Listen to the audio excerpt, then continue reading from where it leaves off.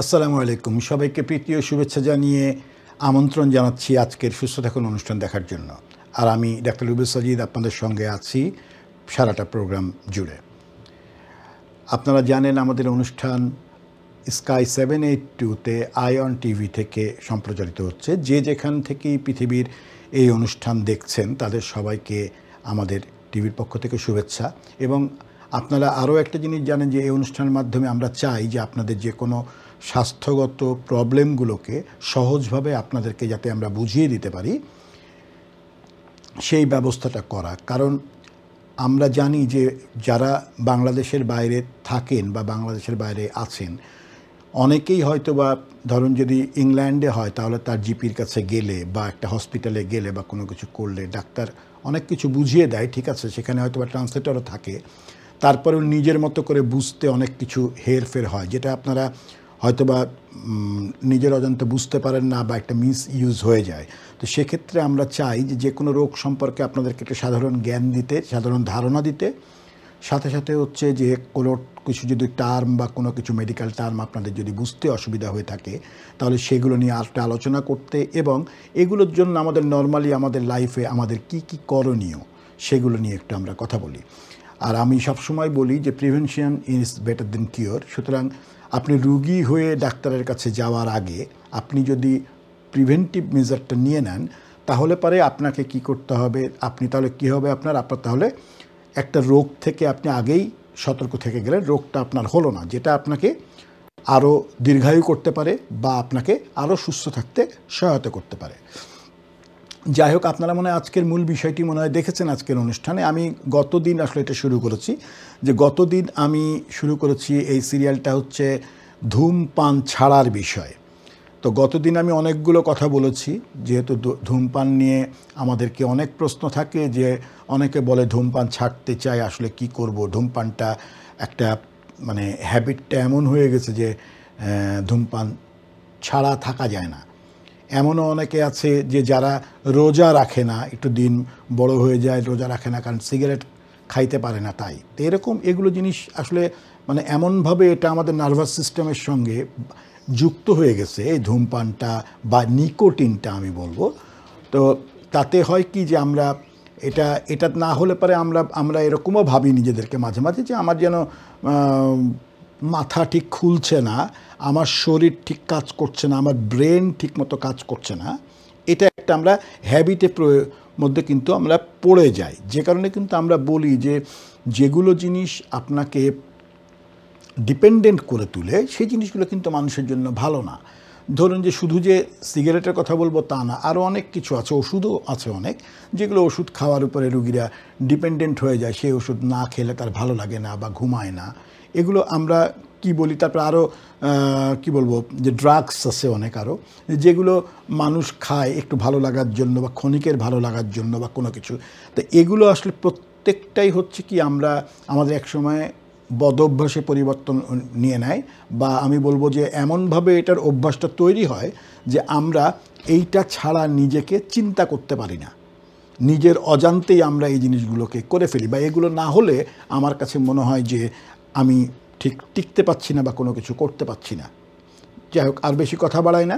ধূমপান নিয়ে কথা বলার আগে আমি গতদিন যে কথাগুলো আমি বলেছিলাম সেগুলো থেকে কিছু জিনিস রিপিটেশন করি আপনাদেরকে, যে ধূমপান আসলে ছাড়ার উপকারিতাটা কি। ধূমপান ছাড়ার আসলে উপকারিতা কিন্তু অনেক। আগে আপনি ধূমপানটা ছাড়বেন, ছাড়ার পরে আপনি বুঝতে পারবেন যদি আপনি ধূমপায়ী হয়ে থাকেন তাহলে, যে আপনার সঙ্গে যদি আমি এটা কম্পেয়ার করি একটা যারা ধূমপান করে না, যা সিগারেট খায় না বা কোনো কিছু করে না, এক নর্মাল একজন মানুষ যদি কম্পেয়ার করি তাহলে দেখবেন যে তার স্বাস্থ্যগত কাঠামো বা তার ধরুন যে লাইফ এক্সপেক্টেন্সি যেটাকে আমরা বলি, এগুলো কিন্তু আপনি বুঝতে পারবেন না, কিন্তু এগুলো কিন্তু আপনার থেকে কিন্তু তার কিন্তু বেশি। ধরুন আপনি সিগারেট খান এবং আপনার একটা বন্ধু সিগারেট খায় না, আপনার দুজনেই একটু জিমে গেছেন, ঠিক আছে, আপনি যত তাড়াতাড়ি জিমে গেলে একটা এক্সারসাইজ করতে গেলে হাঁপিয়ে যাবেন, আপনার বন্ধুরা সেটা হবে না। হ্যাঁ, এটা আপনি হয়তোবা নর্মালি হয়তোবা বুঝতে পারবেন না, নর্মালি যখন কথা বলছেন না we are doing the same thing, যে আমাদের সব কিছু ঠিক আছে, কিন্তু আমি তাহলে সিগারেট তো আমার কোনো কিছু করছে না, আর সিগারেট খায় না, ওই লোকটা আমার আগে মইরা গেল কেন? এরকম প্রশ্ন অনেকে কিন্তু করে। আসলে এগুলো হলো মরা বাঁচাটা অ্যাকচুয়ালি যেটা বললাম যে এটা হচ্ছে একটা মানুষ ডিপেন্ড করে, যেটা অনেকে বলে বিধাতার উপর, অনেকে বলে নিজের বডির স্ট্রাকচারের উপর, সব কিছু মিলিয়ে একটা এটা বিচার। কিন্তু আমি সুস্থ থাকার জন্য আমার জন্য যেটা যেটা করণীয় বা যে বদ অভ্যাসগুলো, আমি যদি আজকে বদ অভ্যাস করি যে আমি শুধু সিগারেট খাবো বা আমি অন্য কোনো কিছু পান করব, নর্মাল খাওয়া দাওয়া আমি ঠিকমতো করব না, বা নর্মাল খাওয়া থেকে আমার একটা অনীহা প্রকাশ হয়, তাহলে কিন্তু আমার শরীর স্বাস্থ্য কী হবে? আমার শরীরে কিন্তু পুষ্টির অভাব হয়ে যাবে, তাই না? আবার অনেকে আছে যারা হচ্ছে কি যে ওই খাওয়া দাওয়ার মধ্যে অন্য এমন কিছু জিনিসপত্র খায় বা পছন্দ করে যেগুলো তার শরীরকে যে ক্ষতির দিকে নিয়ে যাচ্ছে সেগুলো তারা বোঝে না।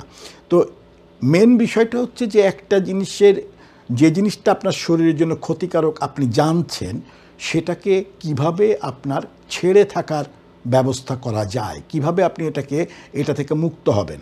তো আমরা আজকে যেরকম টপিকস নিয়েছি যে ধূমপান, যে আপনি সিগারেট খান, তা আপনি সিগারেটটাকে কোয়েট করতে চান, আপনি সিগারেটটা বন্ধ করতে চান, সেক্ষেত্রে কি কি সাহায্য আপনি পেতে পারেন বা এটার উপকারিতাটা কী, এই দুটো জিনিস নিয়ে আমি আজকে আপনাদের সাথে কথা বলছি। তো উপকারিতার মধ্যে আমি যেটা বলছিলাম যে যখনই আপনি দেখবেন যে সিগারেট খাওয়া, যদি আপনি ধরুন আপনি চেইন স্মোকার, আপনি যদি সিগারেট খাওয়া ছাড়েন, তাহলে আপনি যে জিনিসগুলো, এটা হচ্ছে যে সায়েন্টিফিকভাবে যে জিনিসটা আর কি একটা বর্ণনা একটা যেটা দেওয়া হয় বা একটা পরিমাপ করে, অনেক রিসার্চ হয়েছে, এগুলো রিসার্চের যে সেগুলো যদি আমরা দেখতে যাই, তাহলে পরে আমরা যেমন দেখতে পাই যে মোটামুটি তারা বলে যে 20 মিনিটস, আপনি যদি 20 মিনিট যদি সিগারেট না খান, তাহলে পরে আপনার যে ব্লাডের যেটা ফ্রিকোয়েন্সি, যে ব্লাড প্রেশারটা বা এটা মানে যেটাকে বলবো যে হৃদস্পন্দন যেটাকে বলে পালস, এগুলো দেখবেন আপনি আস্তে আস্তে আস্তে আস্তে কিন্তু কি হয়, একটা নর্মাল অবস্থায় চলে আসে। নিকোটিন যখন আপনার ব্লাডে যায়, আপনার দেহের মধ্যে যায়, তখন কিন্তু এটা এসে করে কি, যেটা আমি এর আগের দিনও বলেছিলাম যে এটা আমাদের সেন্ট্রাল নার্ভাস সিস্টেমের দুটো জায়গাতে এসে আমাদেরকে এফেক্ট করে বা প্রভাবিত করে, যেটার জন্য আমাদের ওই যে বললাম ভালো লাগার বিষয়টা আসে বা মনে হয় যে আমি ভালো ফিল করছি। যেমন অনেকেই আপনাদের মধ্যে বলে না যে সিগারেটটা খাইলে আমার ব্রেনটা খুলে গেল, আমি অনেক বুদ্ধি করতে পারলাম, এই যে ব্যাপারগুলো আসে আর কি, এগুলো আসে হচ্ছে সেই সেন্ট্রাল নার্ভাস সিস্টেমের যে হরমোনগুলার যে অ্যাক্টিভেশন থেকে। তো এখানে মেন জিনিসটা হচ্ছে সিগারেট আপনি যখন না খাবেন, তখন এক নম্বরে বলা হয়েছে যে 20 মিনিট যদি সিগারেট কেউ না খায়, ধরুন আপনার এখন সিগারেট খেতে ইচ্ছা করছে, কারণ 20 মিনিট খাবেন না, আপনার যে পালসের যে রেটটা এটা একটু কমে যায়, মানে এটা আপনার নর্মালে চলে আসে 20 মিনিট যদি আপনি না খান সিগারেট। 2 নম্বর বলা হয় যদি 8 ঘন্টা যদি আপনি সিগারেট না খান, 8 আওয়ার্স, সেক্ষেত্রে দেখা যায় যে রক্তের মধ্যে সিগারেট খেলে পারে আমাদের কিন্তু দেহের মধ্যে, আমি বলেছিলাম যে কার্বন মনোঅক্সাইড, কার্বন ডাইঅক্সাইড, আমরা কি গ্রহণ করি? আমরা গ্রহণ করি কিন্তু অক্সিজেন, তাই না? আমরা নিঃশ্বাস প্রশ্বাস নিই, যে আমরা অক্সিজেন নিই এবং আমরা কার্বন ডাইঅক্সাইড কিন্তু আমরা বের করি। কিন্তু যখন আমরা ধূমপান করি বা কিছু করি, তখন কিন্তু আমরা আসলে স্মোকটা যেটা নিয়ে, এটাকে আমরা বলি কার্বন মনোঅক্সাইড, ঠিক আছে? তো এই কার্বন মনোঅক্সাইডটা হয় কি আমাদের শরীরের মধ্যে, ব্লাডের মধ্যে কিন্তু বৃদ্ধি পায়। তো আপনি যখনই, যারা স্মোকার তাদের শরীরে টেস্ট করলে কিন্তু কার্বন মনোঅক্সাইড কিন্তু পাওয়া যায়। আপনি যখন বন্ধ করবেন, তখন প্রথমে যে জিনিসটা আসবে, প্রথম 20 মিনিটের মধ্যে আপনার পালস দেখবেন আপনি মোটামুটি নর্মাল হয়ে যাওয়ার মতো অবস্থায় আসে। এটা ডিপেন্ড করে আপনার বডি, আপনি কতগুলো সিগারেট খেতেন, আপনি কতদিন ধরে খান, এগুলোর উপর ডিপেন্ড করবে যদিও বা। তারপরে মোটামুটি বলা হয় যে সায়েন্টিস্টরা যেটা পেয়েছেন সেটা হচ্ছে যে 20 মিনিটস। তারপরে বলে 8 ঘন্টা পরে মোটামুটি হবে যে কার্বন মনোঅক্সাইড যেটা আমরা বলি, যেটা আমাদের শরীরের মধ্যে যায়, এটা তো ক্ষতিকারক। এটা তো বোঝেন যে কার্বন মনোঅক্সাইড তো ক্ষতিকারক, তাই না? ধোঁয়া, আমরা কেউ বাস থেকে যে ইয়াটা বাড়ায়, ধোঁয়াটা বাড়ায়, ওটাও তো কার্বন মনোঅক্সাইড। কিন্তু আমরা বাসের সামনে গেলে কি করি? আমরা নাকে মুখে কাপড় দিই বা আমরা ধোঁয়াটা যাতে আমার শরীরে না, সেটার জন্য আমরা একটু সরে যাই না, এরকম করে ব্যাপার। কিন্তু আমরা যখন সিগারেট খাচ্ছি, সেম থিং কিন্তু আমার মধ্যে কিন্তু আসছে, কিন্তু এটা কিন্তু আমি মেনে নিচ্ছি, কারণ এটা আমার হ্যাবিট। ব্যাপারটা হচ্ছে এরকম। তো এই কার্বন মনোঅক্সাইডের পরিমাণটাও কিন্তু তখন আমাদের শরীরের মধ্যে কমতে থাকে। 24 ঘন্টা পরে যেটা বলা হচ্ছে যে 24 ঘন্টা পরে এই কার্বন মনোঅক্সাইডটা পুরোপুরিভাবে কমে যায়। 24 ঘন্টা পরে এই কার্বন মনোঅক্সাইডটা পুরোপুরিভাবে কমে যায়। আর কার্বন মনোঅক্সাইড যদি শরীরে যদি কমে যায়, সেটা কিন্তু আপনাকে যদি দীর্ঘমেয়াদী যদি আমরা বলি, তাহলে পরে হার্ট অ্যাটাকের যে ঝুঁকিটা, এইটা কিন্তু কমিয়ে দেয়।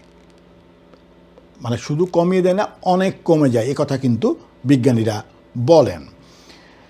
তারপরে দেখা যায় যে প্রথম 1 সপ্তাহ বা থেকে 3 মাস পর্যন্ত যদি আমরা এটার মানে বলবো যে গুড এফেক্টটা যদি আমরা চিন্তা করি, তাহলে প্রথম 1 সপ্তাহ থেকে 3 মাসের মধ্যে বলা হয়েছে যে আমাদের ওই যে বললাম, যদি আপনার বন্ধু আপনি সিগারেট খান, আপনার বন্ধু সিগারেট খায় না, বা আপনার বন্ধু সিগারেট খায় আপনি খান না, দুজনে যদি একসঙ্গে যদি অ্যারোবিক করতে যান বা জিমে যান বা দৌড়ান কোথাও, তাহলে দেখবেন যে কে আগে হাঁপায়।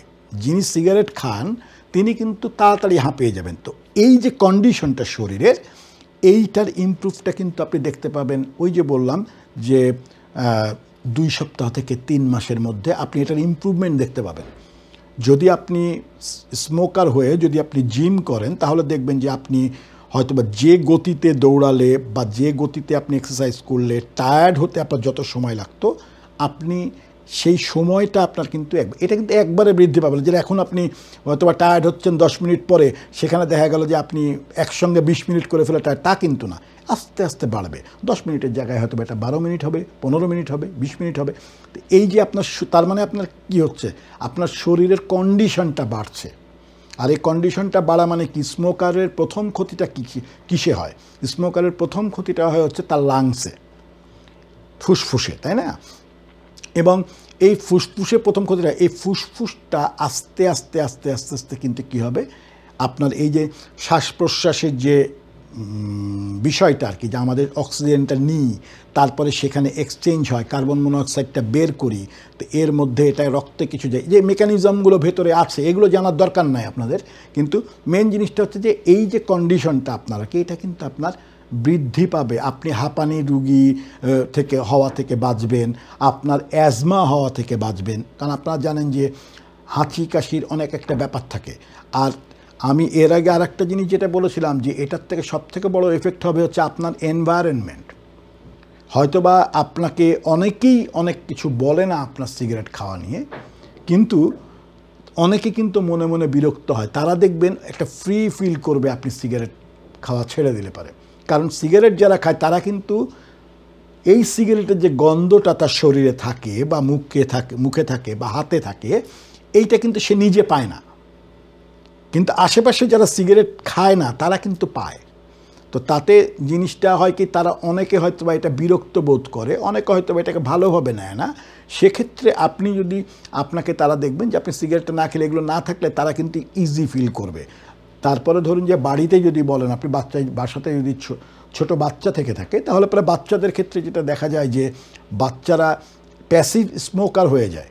কিভাবে প্যাসিভ স্মোকার? আপনি সিগারেট খাচ্ছেন, ওই যে ধোঁয়াটা, স্মোকটা, ওই যে গাড়ি যখন ধোঁয়া ছাড়ছে তখন যেমন আপনি কার্বন ডাইঅক্সাইড নিতে চাচ্ছেন না, কারণ কি, আপনি নেওয়া মানে কি, আপনি হলেন প্যাসিভভাবে আপনি নিচ্ছেন ওটা, তাই না? ঠিক তাই আপনি সিগারেট খাচ্ছেন, কিন্তু আপনার আশেপাশে যারা থাকছে সিগারেট খাওয়ার সময়, তারা কিন্তু প্যাসিভ স্মোকার হয়ে যাচ্ছে।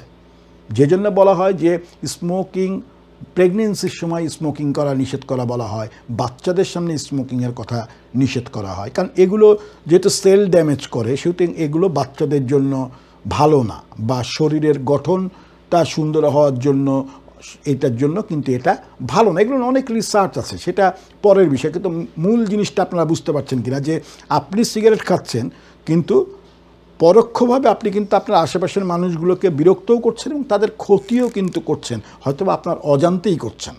সিগারেটের প্যাকেটের উপরে কিন্তু লেখা থাকে smoking is dangerous for health. আমরা কিন্তু এটা মানি না, তাই না? আমাদের আবার একটা অভ্যাস আছে, সেটা হচ্ছে কি, যে যেখানে না সেখানে কিন্তু আমরা সবার আগে ঝুঁকে পড়ি। কেন কথাটা বললাম, দেখবেন অনেক সিনেমাতে লেখা থাকে 18+। মজার ব্যাপার হচ্ছে কি জানেন, যারা আন্ডার 18 আছে তারা কিন্তু সব থেকে বেশি আগ্রহ প্রকাশ করে সেই ছবিগুলো দেখার জন্য। একটু চিন্তা করে দেখুন ব্যাপারটা, তাই না?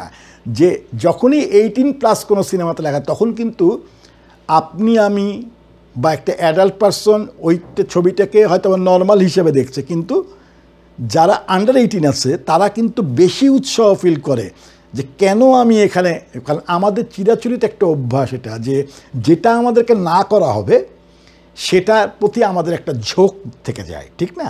ব্যাপারটা ওই রকমই। সিগারেটের প্যাকেটের মধ্যে লেখা আছে কিন্তু আমি আপনি পড়ছি, বা সবাই যারা সিগারেট খায় তারা কিন্তু পড়ছে কিন্তু মানছে না।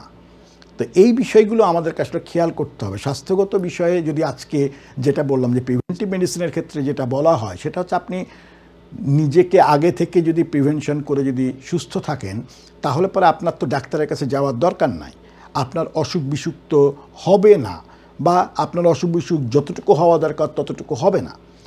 করোনার সময়ের কথা বলেছিলাম যে করোনার সময় কিন্তু করোনা আপনার হয়নি, কিন্তু আপনাকে সাবধানতার জন্য কি বলা হয়েছিল? আপনাকে বলা হয়েছিল যে আপনি সোশ্যাল ডিস্টেন্সিং মেনটেন করে চলেন। আমি আপনি কিন্তু করেছি, সেটা তো করিনি। আমাদেরকে মাস্ক পরতে বলা হয়েছিল, আমরা কিন্তু মাস্ক পরে চলাচল করেছি। ইভেন আমরা বাড়িতে পর্যন্ত মাস্ক পরে থাকতাম মাঝে মাঝে, যেখানে হয়তো বা স্ত্রী পরিবারের সঙ্গে আছি, ভাই বোনদের সঙ্গে আছি, সেখানে হয়তো সবসময় থাকছি মাস্ক, হয়তো বা এখানে কোনো সমস্যার সৃষ্টি হবে কিনা আমরা জানি না, কিন্তু সেটাও কিন্তু আমরা কিন্তু করেছি। তার মানে কি, আমরা যখন অসুস্থতার ভয়ে, যখন একটা অসুখ আমাদেরকে জেঁকে বলে এটার ভয়ে আমরা কিন্তু নিজেদেরকে সতর্ক করেছি, প্রিভেন্টিভ মেজারটা আমরা নিয়েছি। তাহলে আমরা স্মোকিংটা করছি কোন হিসাবে? যখন আমি জানছি যে এই স্মোকিংটা আমার অনেকগুলো অঙ্গ প্রত্যঙ্গের সঙ্গে কিন্তু জড়িত হয়ে যাচ্ছে, আমাদের লাংস নষ্ট করছে, আমাদের হার্ট নষ্ট করছে, আমাদের পরোক্ষভাবে আমাদের কিডনিতে এফেক্ট করছে, আমাদের পেটের মধ্যে এফেক্ট করছে, আমাদের নার্ভাস সিস্টেমে এফেক্ট করছে, তাহলে এতগুলো জিনিস করছে, একবারে করছে না বলে আমরা এটা কিন্তু বুঝতে পারছি না। কিন্তু এটা কিন্তু একটা সময় পর্যন্ত স্লো পয়জনিংয়ের মতো একটা সময় পর্যন্ত পরে এসে আপনার কোনো না কোনো ইন্টারনাল অর্গানকে আপনার কিন্তু এটা ড্যামেজ করে দিচ্ছে। তো যে জন্য যারা সিগারেট খান তাদের জন্য সিগারেট খাওয়া ছাড়াটা কিন্তু খুব জরুরি।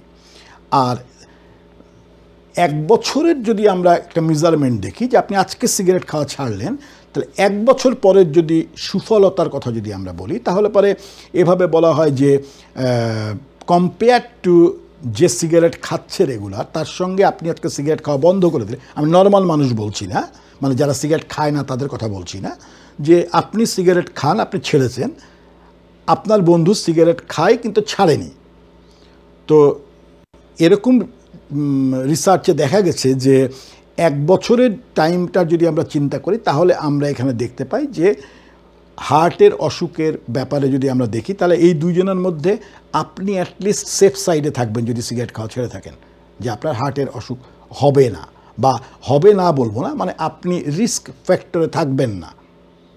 ব্যাপারটা একবার হতে পারলো। তো এই জন্য আসলে অনেক কিছু আমরা হয়তো বা মানে সাথে সাথে রিপোর্ট পাই না, সাথে সাথে আমরা কিন্তু এটা জানি না যে কী এফেক্টটা হচ্ছে বা ডিসএফেক্টটা হচ্ছে, এটা আমরা একটু পরে এসে বুঝি। কিন্তু এই একটু পরে এসে বুঝাটা যেহেতু আমাদের দরকার, যেখানে আমি জানি যে যাদের এই এফেক্টে এসে কোনো অসুবিধা হচ্ছে, কারো মুখে হয়তো বা দেখবেন আপনি টিভিতে যদি আপনি খোলেন বা অনেক সিগারেটের প্যাকেটেও দেখবেন আপনি যে হয়তো বা মুখের ক্যান্সারের, থ্রট ক্যান্সারের, স্টমাক ক্যান্সারের, লাং ক্যান্সারের, এগুলোর কিন্তু ছবি দেওয়া থাকে সিগারেটের প্যাকেটে। এটা বিভিন্ন দেশ বা বিভিন্ন ব্র্যান্ডের উপর ডিপেন্ড করে, তারা কিন্তু এরকম লেখা থাকে যে সিগারেট স্মোকিং করলে আপনার ক্যান্সারের সম্ভাবনা আছে, সিগারেট স্মোকিং করলে অনেক জায়গাতে সিগারেটে লেখা থাকে যে এটা আপনার ফার্টিলিটিতে অসুবিধা করে, সিগারেট স্মোকিং করলে আপনার এটা শরীরের এরকম ধরনের লাংসের ড্যামেজ হয়। এগুলো সব কিছু আপনি কিন্তু থাকে বিভিন্নভাবে, বিভিন্ন যেখানে যেভাবে এটা ইউজ করে বা ইউজ টু বা নিয়মাবলী মেনে চলে। তো সেখানে আমি আপনি যারা সিগারেট খাচ্ছি তারা কি করছি, তারা কিন্তু সিগারেটের এগুলো সাবধানতা দেখেও কিন্তু আমরা কিন্তু এগুলোকে পালন করছি না। কারণ ওই যে ব্যাপারটা হচ্ছে যে 18+ মতো, যেখানে বলে দেওয়া হচ্ছে যে এটা কি, এইটা হচ্ছে 18 বছরের নিচেদের জন্য না, কিন্তু সবার আগে হুমড়ি খেয়ে পড়বে হচ্ছে আন্ডার 18 যারা তারা। কারণ কি, তাদের কাছে ওই যে না বলেছে সেটা মানতে হবে। আমরা এরকমভাবেই কিন্তু আমাদের কিন্তু সিগারেটটা কিন্তু আমরা দেখেও আমরা না দেখার ভান করে আমরা এটাকে ওভারল্যাপ করি। যাই হোক, আমি আবার যেটা আর একটা ইয়াতে চলে যাই, যদি 10 বছর, 1 বছর তো বললাম যে 1 বছর পরে হলে তো ওই যে বললাম যে একটা যদি আমরা চেঞ্জটা দেখি তাহলে দেখি যে এই লোকটা কিন্তু অনেক ভালো থাকবে।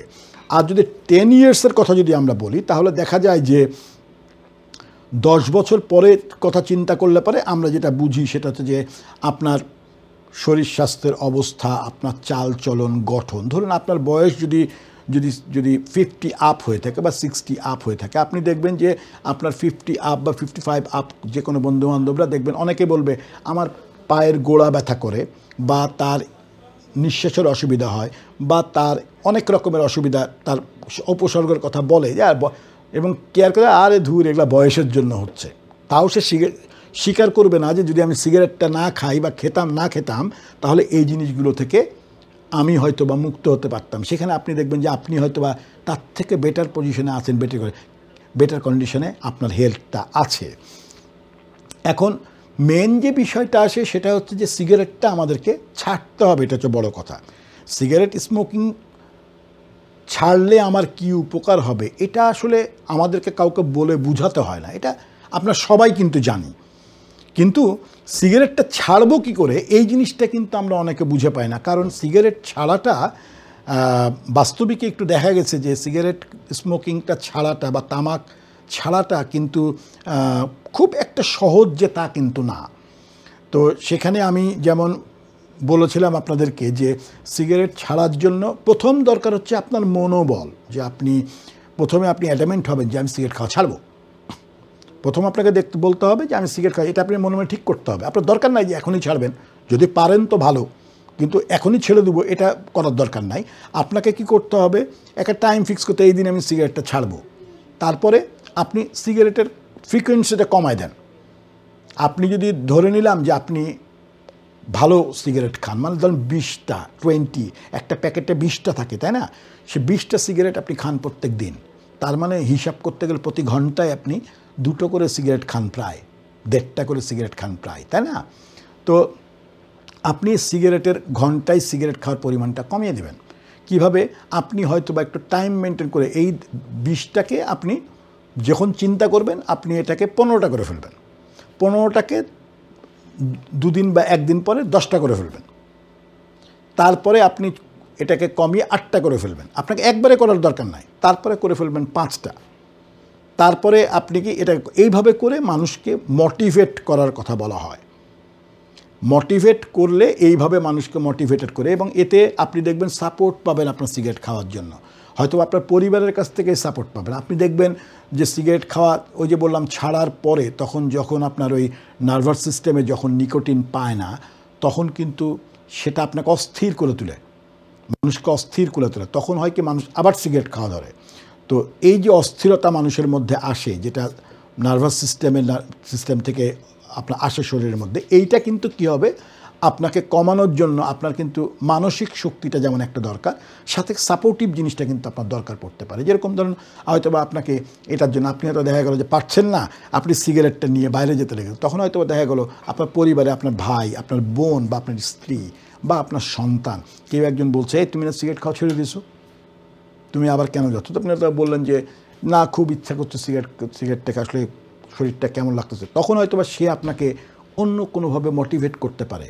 আমি যেমন বলি যে সিগারেট এরকম কোনো কিছু হলে আপনি পানি খাবেন, পানি খেয়ে আপনি মনে মনে একটু চিন্তা করবেন এরকম যে আচ্ছা ঠিক আছে এখন ধরাবো না, আমি এটা পরে ধরাই।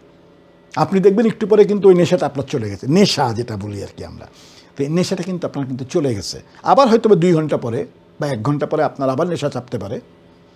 আবার কিছু জিনিস আছে যে আপনি খেয়াল করবেন যে যাদেরকে সিগারেট স্মোকিং ছাড়তেই যারা গেছে, তাদের কিছু মানুষের ক্ষেত্রে এরকম দেখা গেছে যে তারা চা বা কফি এগুলো খাওয়া বাড়িয়ে দেয়। তো তাতে হয় কি যে ওই একটা অভ্যাসও তখন থেকে যায় যে চা কফি খেলেই তখন আবার মনে হয় একটু পরে মনে হয় যে সিগারেটটা মিস করছে।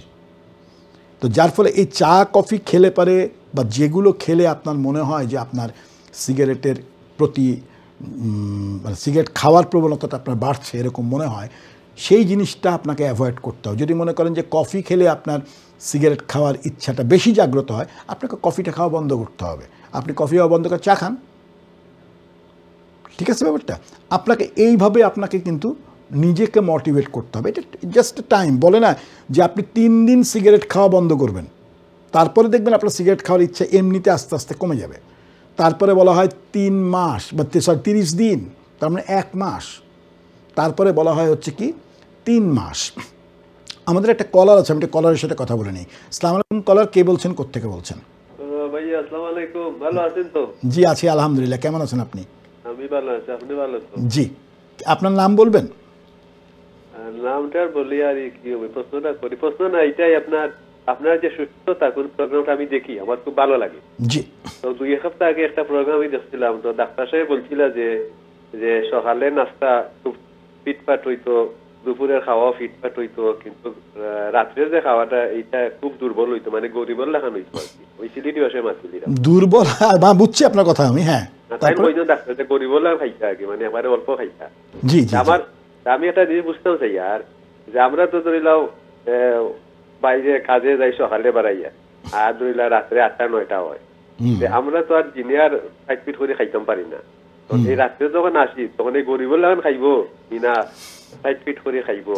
আচ্ছা ঠিক আছে, অনেক ভালো প্রশ্ন করেছেন আপনি। আপনার প্রশ্নের উত্তরটা আমি দিব। আমি যেটা নিয়ে কথা বলছি এটা শেষ করে আপনার প্রশ্নের উত্তরটা দিব, ঠিক আছে? ভালো থাকবেন। তো যাই হোক, দর্শক মণ্ডলী, আপনারা আমাদের অনুষ্ঠান দেখছেন স্কাই 782-তে আয়ন টিভি থেকে। তো আমি আজকে কথা বলছিলাম ধূমপান ছাড়ার বিষয়ে মানুষের মানসিকতা কিভাবে পরিবর্তন করা দরকার, এইটা নিয়ে কথা বলছিলাম। তো এখানে আমি যে জিনিসটা বলছিলাম আমার কলার আসার আগে, যে আপনাকে যেগুলো জিনিসের জন্য মনে হবে যে আপনার সিগারেট খাওয়াটা আপনার বেড়ে যেতে পারে, সেগুলো জিনিস আপনাকে একটু অ্যাভয়েড করার চেষ্টা করতে হবে। যেটা আমি বললাম, চা খেলে বা কফি খেলে অনেকের এই জিনিসটার প্রবণতা বাড়ে, বা অনেকে আছে আবার মিষ্টি খেলে পারে তখন সিগারেট খাওয়ার ইচ্ছা হয়, বা এরকম কিছু আছে, বিভিন্ন মানুষের বিভিন্ন অভ্যাস আছে। তখন এই জিনিসগুলোকে একটু কম করতে হবে বা একটু চেঞ্জের দিকে আনতে হবে। কারণ কি, মূল বিষয়টা হচ্ছে সিগারেট খাওয়া ছাড়তে হবে। প্রথম 3 দিন পরে আপনি দেখবেন যে আপনার ওই যে নেশা যে জিনিসটা চলে এসেছিল, আমার কিছু ভালো লাগছে না, কিছু করতে পারছে না, এইটা আপনার কমে যাবে। তারপরে হচ্ছে বলি 30 দিন, 1 মাস, তাই না? 1 মাস পরে এসে দেখবেন যে আপনার কাছে তখন ওই আশেপাশে কেউ সিগারেট খেলে আপনার কিন্তু এই গন্ধটা শুনলে কিন্তু আপনার বিরক্ত লাগা শুরু হবে। মানে এটা জাস্ট চেঞ্জ হয়ে যাবে, যে আপনি এখন সিগারেট খেলে আপনার আশেপাশে মানুষের যে জিনিসটা হতো এখন আপনার সেটা হওয়া শুরু হবে। 3 মাস পরে এসে আপনি দেখবেন যে আপনার সিগারেটের প্রতি আপনার কিন্তু আগ্রহটা কিন্তু আস্তে আস্তে কমে যাচ্ছে। তো এইভাবে আপনাকে আস্তে আস্তে আস্তে আস্তে আপনাকে কিন্তু এই জিনিসগুলো কমানোর চেষ্টা করতে হবে। তো দর্শক মণ্ডলীর, সময় হলো একটা ছোট্ট বিরতির পরে আবারও আপনাদের সঙ্গে দেখা হচ্ছে। থাকবেন আমাদের সাথে।